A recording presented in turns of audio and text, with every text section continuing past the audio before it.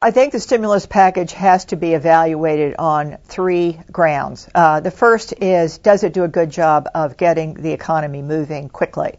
And there I would give it about an A-. Second, I think we have to look at whether or not it is good policy in terms of reforming programs in various ways that I think many people agree are needed now.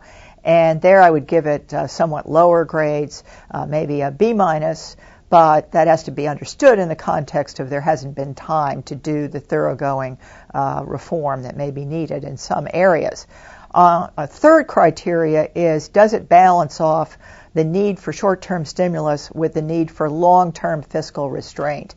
And there I think it is lacking, and I would give it about a C+.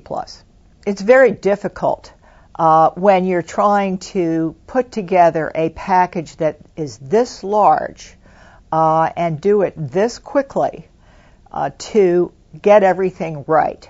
So I would give the people who had to work on this a lot of leeway for some errors. We're not going to be able to do this perfectly.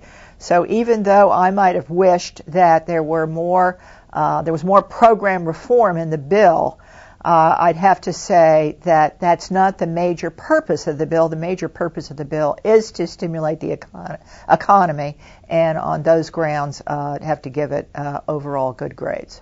The recent release of the GDP numbers suggest we are really in a deep hole, and things are going to get worse before they get better. This is not a typical recession. There have been analyses now that have been done that show if you just look at the recessions that are preceded by a financial crisis as opposed to the normal business cycle, which is not preceded by a financial crisis, those recessions are much longer, much deeper, and require a different kind of policy response than the normal business cycle.